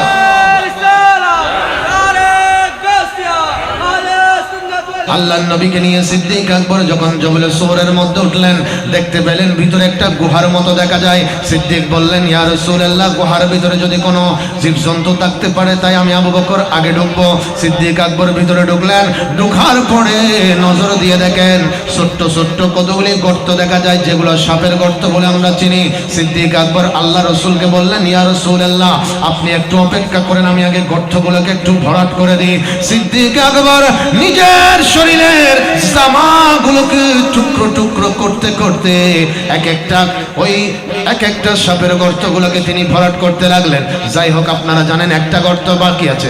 এবার সিদ্দিক আকবর নবীকে বললেন তাল হ্যাঁ না ইয়া রাসূলুল্লাহ আপনি এখানে আসতে পারেন। আমার নবীজি ভিতরে ঢুকলেন। নবী বললেন আবু বকর রাত পার করে আমরা এই জবলে সুর গুহার উপরের মধ্যে উঠেছি, আবু বকর রে আমি একটু আমার মাথা মোবারকটাকে তোমার কোলের মধ্যে দিয়ে একটু আরাম করতে চাই। সিদ্দিক আকবর দয়াল নবীকে কোলের মধ্যে নিলেন, আর আমার নবী সিদ্দিক আকবরের কোলের মধ্যে মাথাটা রেখে আমার নবী মুস্কি হেসে বললেন, আবু বকর তোমার কি মনে আছে সিরিয়ার জমিনের মধ্যে স্বপ্ন দেখেছিলে? ও আবু বকর তুমি স্বপ্ন দেখেছো চন্দ্র সূর্য তোমার কোলের মধ্যে এসে ধরা দিয়েছে? আবু বকর ওই স্বপ্নের তাবির ছিল আজকে রাতে, এই হিজরতের রাতে, হিজরতের গুহায় দো জাহানের বাদশা নবীর সর মোবারক তোমার কোলের মধ্যে দিয়ে আরাম করতেছি। আর একটু বড় করে সুবহানাল্লাহ। আবু বকর সিদ্দিক আল্লাহর নবী ঘুমোচ্ছিলেন, আবু বকর সিদ্দিক রাদিয়াল্লাহু তাআলা ওই একটা গর্তের মধ্যে তিনি কদমটাকে লাগিয়ে রাখলেন, যাতে আর কোনো কাপড় চোপড় ছিল না, সেজন্য সেটা ভরাট করা যায় নাই। আপনারা জানেন ভিতরে একটা সাপ ছিল, সেটা যখন বের হতে পারে না এই গর্তের মধ্যে ঢুকে উঠে ওই গর্ত দিয়ে বের হতে পারে না, আরেকটা দিয়ে চেষ্টা করে সেটাও পারে না। এইভাবে চেষ্টা করতে করতে কোনো গর্ত দিয়ে যখন বের হতে পারে না, সিদ্দিক আকবরের কদমটা যে গর্তের মধ্যে ছিল সাপটা এবার তার সমস্ত শক্তি দিয়ে সেখানে দংশন করতে শুরু করলো। আবু বকর সিদ্দিক একটা কামড় খেলো, আবু বকর সিদ্দিক সহ্য করতে শুরু করলো, কারণ উঠে গেলে নবীর ঘুমের ডিস্টার্ব হয়ে যাবে। সিদ্দিক আকবর দ্বিতীয়বার ভেলন তিনি সহ্য করতে লাগলেন। এইভাবে অসংখ্য আঘাত যখন ওনার পায়ের মধ্যে করা হচ্ছিল, এক পর্যায়ে ওনার চেহারাটা পুরো সবুজ হয়ে গেল, সমস্ত শরীরের মধ্যে বিষের যন্ত্রণা শুরু হয়ে গেল, তিনি আর সহ্য করতে পারে না, তারপরও কদমটাকে সরাই না। এবার কষ্টের মধ্যে শরীরের মধ্যে কষ্ট যখন অনুভব হতে শুরু করলো, এক ফোঁটা চোখের পানি নবীজির গাল মোবারকের মধ্যে এসে পড়ে গেল। আল্লাহর নবী ঘুম মোবারক থেকে উঠে ডাক দিয়ে বললেন, আবু বকর সারা দুনিয়ার জমিনের সব চাইতে দামি নবী তোমার কোলের মধ্যে ঘুমোচ্ছে, আর তুমি বুঝি চোখের পানি ছেড়ে ছেড়ে কাঁদতেছো? আবু বকর বলেন, ইয়া রাসূলুল্লাহ আমি চাই নাই চোখের পানি ফেলতে, তবে সাপের বিষ আমার সারা শরীরের মধ্যে প্রবেশ করেছে হুজুর, আমি তার সহ্য করতে পারি না, এই কষ্ট আর ধৈর্য ধরেও রাখতে পারি না, তাই চোখের পানি ছেড়ে দিয়েছি। নবী বললেন, তোমার পাটা সরিয়ে দাও। এবার ওই সাপটা যখন ভিতর থেকে বাইরে এসে আর দাঁড়িয়ে গেল, আল্লাহর নবী ওই সাপটাকে ডাক দিয়ে জিজ্ঞেস করলেন, এ দুনিয়ার জমিনের সাপ তুমি কি জানো না আমার আবু বকর আমি রাসূলকে কত ভালোবাসে? তুমি কি জানো না আমার আবু বকর আমি রাসূলকে কত মহব্বত করে? তোমার কামড় একটার পর একটা আমার আবু বকর সহ্য করেছে। ওবার ওই আল্লাহর পক্ষ থেকে ওই সাপের মধ্যে একটা জবান এসে গেছে। ওই সাপটা ডাক দিয়ে বললেন, ইয়া রাসূলুল্লাহ আবু বকর আপনাকে মহব্বত করে ওই কদমটা আমার গর্তের মুখের মধ্যে রেখে দিয়েছে, আর আমি সাপটাও আপনি রাসূলকে মহব্বত করে আবু বকরের কদমে কামড় দিয়েছি। আল্লাহর নবী বললেন, আমার মহব্বতে কামড় দিলে আমার আবু বকরকে, কারণ কি? বলেন, ইয়া রাসূলুল্লাহ আমার বয়স 1-2 বছর নয়, আমি মুসা কালিমুল্লাহ আলাইহিস সালামের সময়ের একটা সাপ, আমি 2500 বছর ধরে এই গর্তের মধ্যে বসে আছি। আমি মুসা নবীর জবানে শুনেছি আল্লাহর নবী আখির নবী দুনিয়ায় আসবে, যেই নবী সবচাইতে দামি হবে ওই নবী দুনিয়ায় আসবে, ওই নবী হিজরত করবে, সিদ্দিক আকবর নবীর সাথে থাকবে, এই গুহার মধ্যে এই পাহাড়ের মধ্যে উঠবে। হুজুর সেজন্য আমি একদিন দুদিন নয় প্রায় 2500 বছর ধরে আপনি রাসূলকে একটা নজর দেখার জন্য এই গর্তের ভিতরে বসে আছি। বড় করে বলুন সুবহান। মুআজ্জাজ হাজরিন, সাপের ভেতরে নবীর ভালোবাসা, সুবহানাল্লাহ বলবেন। সাপটা নবীকে দেখার জন্য 2500 বছর ধরে অপেক্ষায় আছে।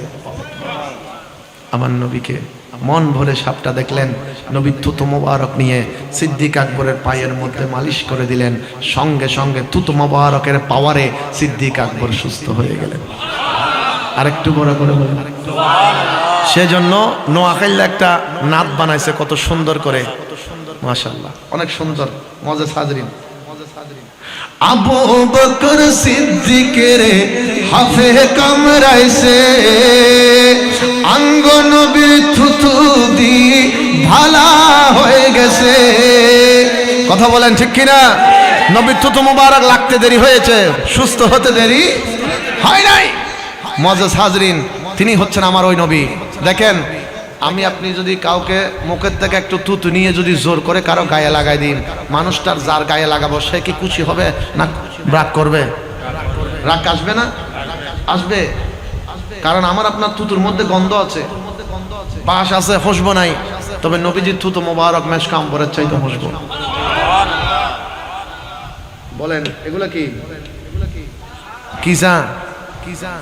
হন না বোঝেন? দুধ চা রং চা, আবার এগুলো মারামারি বাজি বাতিকে দুধ রং চা। এই চার ভিতর যদি আমি এই শাহাদাত আঙ্গুলটা কিছু করে এরকম করে করে ঘুরাই, কোনো একজন যুবক ভাইকে যদি বলি ভাই অনেক মহব্বত করে আপনারা আমাকে দাওয়াত করেছেন, চাটা খেয়ে ফেলেন, খাবে? যুবক ভাই খাবে? খাবে না। যুবকই হব হুজুর যে তনর্গ ঢুকইও না হন না হব না হইব। অথচ আন নবীজির নুরানি আঙ্গুল মোবারক যদি এলে ছোট্ট এক বাটি দুধের ভিতর দুধের ফেয়ালা ঢুকাই নিলে গুড়ে দিত, এই এক বাটি দুধ 70 জন সাহাবি ফ্যাট ভরে হেলে দিত। তাহলে নবীজির হাত মোবারকে বরকত আছে না নাই? থুতু মোবারকে বরকত আছে না নাই? সেজন্য আমরা বারবার একই কথাই বলি, নবীর মতো কোন নবী, নবীর মতো কোন রসুল নাই। আমার বাবারা দেখেন, আমি একেবারে শেষের দিকে চলে আসলাম। সিদ্দিক আকবর রাদিয়াল্লাহু তাআলা আনহু, কোন আবু বকর সিদ্দিক, তার চরিত্র কত সুন্দর, তার চলাফেরা কত সুন্দর। এই যে নবীজির জন্য মহাব্বতে পড়ে সাবর কামের খেয়েছে, সেই জন্য সিদ্দিক আকবরের মেয়ে আয়েশা সিদ্দিকা রাদিয়াল্লাহু তাআলা আনহা গভীর রাতে নবীর সাথে একদিন আকাশের তারকা দেখছিলেন। স্বামী এবং বিবির সম্পর্কটা কত মধুর দেখেন। আয়েশা সিদ্দিকা একদিন আমার নবীকে বললেন, ইয়া রাসূলুল্লাহ, আপনি তো দুনিয়াবী হিসেবে আমার স্বামী, আমি আপনার বিবি। ও নবী, বলেন না আমাদের দুইজনের স্বামী স্ত্রীর মহব্বতটা কেমন, সম্পর্কটা কেমন? আমার নবী বললেন, আয়েশা, তোমার এবং আমি রাসূলের মহব্বতের সম্পর্কটা, স্বামী স্ত্রীর সম্পর্কটা মরা গিট্টার মতো। কি গিট্টা? মরা গিট্টা বেরে টানেলি কি অলস হয় না টাইট হয়? মাথন না সিটেঙ্গ কল অলস হয় না টাইট হয়? আমার নবী বললেন, আয়েশা, মরা গিটের মতো তোমার আমার সম্পর্ক, যেটা যত টানতে যাবে তত বেশি শক্ত হবে। সেজন্য আয়েশা সিদ্দিকা মাঝে মধ্যে আমার নবীকে মহব্বত করে জিজ্ঞেস করতেন, ইয়া রাসূলুল্লাহ, আমার গিটের অবস্থা কি, আমার গিটের খবর কি? আল্লাহর নবী মুস্কি হাসি দিয়ে বলতেন, আয়েশা, তোমার ওই গিটটা আগের থেকে আরো বেশি শক্ত হয়েছে। একদিন নবীর সঙ্গে উনি আকাশের ওই চন্দ্রটাকে দেখছিলেন, আকাশের তারকাগুলো দেখছিলেন, লক্ষ লক্ষ কোটি কোটি তারকা। এখন দেখেন বর্তমানে সায়েন্সের যুগ, ওই সায়েন্স বলছে এত বেশি পরিমাণ তারকা আমাদের পৃথিবীর বাইরে যে গ্যালাক্সিটা আছে, গ্যালাক্সির মধ্যে প্রায় 2 বিলিয়নের উপরে, 2 কোটির উপরে আমাদের গ্যালাক্সির মধ্যে তারকা আছে, যেগুলো গুণে শেষ করা যাবে না। আল্লাহর নবী আয়েশা সিদ্দিকা বললেন, ইয়া রাসূলুল্লাহ, ওই আকাশের তারকার সমপরিমাণ কারো সওয়াব আসেনি? আমার নবী বললেন, আছে আছে আয়েশা। নবী গো, তিনি কে? মনে মনে বলছেন হয়তো আমার বাবার নাম নিবে। আমার আয়েশা সিদ্দিকার মনের খবর তো নবী জানে। নবী বললেন, আয়েশা, ওই আকাশের তারকার সমপরিমাণ সওয়াব আমি রাসূলের গোলাম হযরতে ওমরের মধ্যে আছে। আপনি বলেন, আকাশের তারকার সওয়াব পরিমাণ ওমরের আছে, তার মানে নবী ওমরের সওয়াব কতটুকু সেটাও জানে, আকাশের তারকা কয়টা এটাও জানে। না হলে নবী এই উত্তর দেওয়ার কোনো সুযোগ ছিল? বলেন, নবীকে জানিয়ে দেওয়ার মালিককে আল্লাহ। মুআজ্জাজ হাজিরিন, আমি একদম শেষ, গভীর মনোযোগ। হযরতে আয়েশা সিদ্দিকা মনে একটু কষ্ট পেলেন, মনটাকে নরম করলেন, চুপ করে রইলেন। আমার নবী তো জানে, আয়েশার মনের খবর জানে। আমার নবী বললেন, আয়েশা, তুমি হয়তো মনে করেছিলে তোমার বাবা আবু বকর সিদ্দিকের নাম নিব। ও আয়েশা, তোমার বাবার মর্যাদাটা আরেকটু উপরে। ইয়া রাসূলুল্লাহ, সেটা কেমন? আল্লাহর নবী বললেন, আয়েশা রে, হযরত ওমরের সওয়াব ওই আকাশের তারকার সমপরিমাণ হতে পারে। আর পৃথিবীর জমিনের মধ্যে যত বান্দা আল্লাহ পাঠিয়েছেন, সমস্ত বান্দাদের সওয়াব যদি এক পাল্লায় রাখা হয়, তোমার বাবা আবু বকর সিদ্দিক নবীর যে গোলামি ওই গারে সূরের মধ্যে হিজরতের রাতে করেছে, ওই একটা রাত আবু বকরের সওয়াব এক পাল্লায় দিলে সারা পৃথিবীর মানব জমিনের মানুষদের সওয়াবের চাইতে তোমার বাবা আবু বকরের সওয়াবটা ভারী হবে। আয়েশা সিদ্দিকার মনটা বড় হয়ে গেলেন। আমার বাবারা, সেজন্য আল্লাহর নবী কামলিওয়ালা নবী সিদ্দিক আকবরের মর্যাদা বলেছেন, আফজালুন নাস বা'দাল আনবিয়া, নবীদের পরে মানব জমিনের মধ্যে সবচেয়ে দামি আমার আবু বকর সিদ্দিক আকবর এমন ভাবে নবীর খেদমত করেছেন, নবীর গোলামি করেছেন। আল্লাহর নবী সিদ্দিক আকবরকে বড় মর্যাদার অধিকারী বানিয়ে দিয়েছেন। সেই জন্য রাসূল পাক বলেছেন, দুনিয়ার জমিন থেকে প্রথম যিনি ওই জান্নাতের মধ্যে ঢুকবে নবীর অনুমতি নিয়ে, তিনি হচ্ছেন হযরতে আবু বকর সিদ্দিক। আরেকটু বড় করে বলেন না সুবহানাল্লাহ। আমার বাবার আমার কথা শেষ, আর লম্বা নয়, 2-3 মিনিটে শেষ হবে। গভীর মনোযোগ। আল্লাহর নবী কামলিওয়ালা নবী দুনিয়ার থেকে বিদায় নিয়ে চলে গেলেন। সিদ্দিক আকবর খেলাফতের দায়িত্ব গ্রহণ করলেন। আবু বকর সিদ্দিক রাদিয়াল্লাহু তাআলা প্রায় 2 বছর 4 মাস 10 দিন মতো খেলাফত ছিলেন, প্রায় কাছাকাছি 2.5 বছরের কাছাকাছি। সিদ্দিক আকবর যখন দুনিয়ার থেকে চলে যাবেন, তিনি হযরতে মাওলা আলী শের খোদাকে ডাক দিয়ে বললেন, ভাই আলী, আপনার যে হাত দিয়ে আমার দয়াল নবীজিকে গোসল দিয়েছিলেন, আমি আবু বকর যদি দুনিয়ার থেকে চলে যাই, আমি আবু বকরকেও আপনি হযরতে আলী গোসল দিবে, আমাকেও আপনি একটু গোসল দিবেন। মাওলা আলী বললেন, আমি আপনার কথা রাখবো ইনশাআল্লাহ। এবার সিদ্দিক আকবর বললেন, ও ভাই আলী, আমাকে যেমন তেমন জায়গায় দাফন করা যাবে না। আমি দুনিয়ার থেকে যাওয়ার পরে ও হযরত আলী, আল্লাহর নবীর নূরানি মাজার মোবারকের পাশে দরজার কিনারায় আমাকে আপনারা রেখে দিবেন, আর আমার পক্ষ হয়ে আমার নবীজিকে ডাক দিয়ে বলবেন, ইয়া রাসূলুল্লাহ, আপনার গুহার সাথী, হিজরতের সাথী, দুনিয়ার বন্ধু, আপনার প্রিয় একজন ব্যক্তি হযরত আবু বকর আপনার গোলাম আপনার অনুমতির জন্য অপেক্ষা করছে। ও ভাই আলী, যদি ভিতর থেকে আমার নবীজি যদি ডাক দিয়ে আমাকে ভিতরে দিতে বলে, তাহলে নবীর পাশে আমাকে দাফন করবে, না হলে জান্নাতুল বাকির মধ্যে নিয়ে আমাকে দাফন করবে। তার মানে একটা কথা কিয়ামত পর্যন্ত মানুষের জন্য স্পষ্ট হয়ে গেল, আবু বকর সিদ্দিকের আকীদা হচ্ছে, আমার নবী যদিও দুনিয়ার থেকে চলে গিয়েছে, আমার নবী ভিতর থেকে কথা বলার ক্ষমতা আছে, কারণ আমার নবী জিন্দা নবী। সিদ্দিক আকবরের আকীদা, আমাকে রেখে নবীর কাছে একটু খেদমতে খবর পৌঁছাবে, নবী গো আপনার বন্ধু এসেছে, যদি অনুমতি দেন গোলামকে ভিতরে দিব। তার মানে নবী জিন্দা। শেষ কথা, সিদ্দিক আকবর রাদিয়াল্লাহু তাআলা আনহুর পক্ষ হয়ে ওনাকে নবীজির হুজরা মোবারকের পাশে রেখে মাওলা আলী শের খোদা ডাক দিয়ে বললেন, ইয়া রাসূলুল্লাহ, আপনার প্রেমিক, আপনার সাহাবী, আপনার গুহার সাথী, আপনার হিজরতের সাথী, দুনিয়ার বন্ধু, আখিরাতের বন্ধু, পরকালের বন্ধু, ও নবী, সিদ্দিক আকবর আপনার সামনে এসেছে, অনুমতি চাচ্ছে, যদি অনুমতি পাই ভিতরে দিব, না হলে জান্নাতুল বাকিতে চলে যাবে। আল্লাহর নবী ভিতর থেকে, রওজা শরীফের ভিতর থেকে ডাক দিলেন, আলী, দেরি করিও না, দেরি করিও না, বন্ধুকে বন্ধুর পাশে শোয়াইয়া দাও। বড় করে বলুন সুবহান আল্লাহু আকবার। ইয়া রাসূলুল্লাহ, ইয়া রাসূলুল্লাহ, জিন্দাবাদ, জিন্দাবাদ। বলেন বলেন, নবীর প্রেমিকের দাম আছে না নাই? আর একটু বড় করে বলেন, না আছে না নাই? এই দাম বাড়িয়ে দেওয়ার মালিক কে? নবীজির গোলামের, নবীজির গোলামের কোনো চিন্তা নাই, চলো নবীজির ওই জান্নাতে মদিনাতে যাই, চলো নবীজির ওই জান্নাতে মদিনাতে যাই। বড় করে একবার বলেন মারহাবা। এই আকীদাগুলো সাহাবায়ে কেরামের আকীদা, সেজন্য সুন্নিদের প্রত্যেকটা আকীদা সাহাবায়ে কেরামের থেকে নেওয়া। সাহাবায়ে কেরামের আকীদা আমার নবী জিন্দা, বলেন সুন্নিদের আকীদা নবী মরা না জিন্দা? জিন্দা।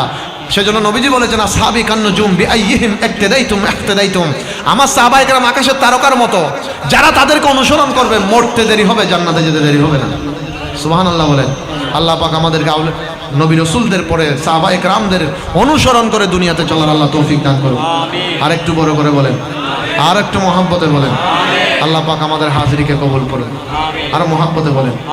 আপনারা যারা এত কষ্ট করে এই আয়োজনটা করেছেন, আল্লাহ পাক যারা সামর্থ্য ছিল, তৌফিক ছিল, খেদমত করেছেন, টাকা পয়সা দিয়েছেন, আল্লাহ তাদের প্রত্যেক রুজি রোজগারের মধ্যে কোটি কোটি বরকত দান করুন। যারা এই বছর দিতে পারে নাই, আগামী বছর দেওয়ার মতো তাদেরকে আল্লাহ তৌফিক দান করুন। আপনারা যে কাজটা গত বছর করেছেন, চেষ্টা করবেন মাঝে মধ্যে এই ধরনের কিছু ভালো ভালো কাজ করার জন্য। আমার মুআজ্জাজ হাজিরিন, আমি শেষ কথা একটা দিয়ে কথা দিয়ে শেষ করব। আমার নবীজি বলেছেন, আল্লাহ বান্দার প্রতি কত বড় দয়াবান জানেন? একজন মানুষকে 4 জন জাহান্নামের ফেরেশতা টানতে টানতে জাহান্নামের দরজা পর্যন্ত নিয়ে যাবে। আল্লাহ বলবেন, বান্দা, ও ফেরেশতা একটু দাঁড়াও, আমার বান্দার আমলগুলো আবারও দাড়ি পাল্লায় দাও। ফেরেশতা বলবে, আল্লাহ দিয়ে দেখার মতো কিচ্ছু নাই, শুধু গুনাহ আছে। আল্লাহ বলবেন, দাও না দেখি। আল্লাহ কি দেখবেন, কি দেখাবো, কি দেখবেন, কি দেখবো আমরা, কি যাচাই করব? আল্লাহ তখন বলবেন, আমার এই বান্দাটা রাস্তা দিয়ে হাঁটার সময় একটা বোতলের কাঁচ পেয়েছে অথবা একটা কাঁটা পেয়েছে, যেটা অন্য ভাই পায়ে ফুটলে কষ্ট পাবে, এরকম একটা জিনিস সরিয়ে দিয়েছে। এমন ছোট্ট একটা আমলও যদি আজকে তার আমল নামায় পাওয়া যায়, এটাকে উসিলা করে আমি আল্লাহ আমার বান্দাকে জান্নাতি বানাইয়া দিব। দেখেন আল্লাহ বান্দাকে ক্ষমা করার জন্য কতগুলো উসিলা খুঁজবেন। সুতরাং নবী প্রেমিক হয়ে ছোট আমাদের আমল কম হতে পারে, তবে আমাদের আমলগুলো দামি। কেন দামি? কারণ আমরা নবীর আশেক, নবীর প্রেমিক, আমাদের প্রত্যেকটা আমল দামি। সুতরাং এ ধরনের বাগান যেখানে হবে, নবীর বাগান যেখানে সাজবে, সেখানে গিয়ে অন্তত 1 মিনিটের জন্য হলেও বসবেন। এখানে 1 লক্ষ মানুষ যদি একসাথে হয়, এই মাহফিলের দাম কমবেও না বাড়বেও না, কারণ এটা এমন একটা মাহফিল, আমরা এতগুলি মানুষ এখানে এসে বসেছি একমাত্র আল্লাহর দরবারে নিজেকে দামি করার জন্য। কথা বলেন ঠিক না বেঠিক? আল্লাহ অত্র এলাকার নারী পুরুষ থেকে শুরু করে যে যেখান থেকে বসে শুনছেন, আল্লাহ পাক রব্বুল আলামিন প্রত্যেককে দোজাহানে দুনিয়া আখিরাতে দামি হওয়ার তৌফিক দান করুক। আমিন।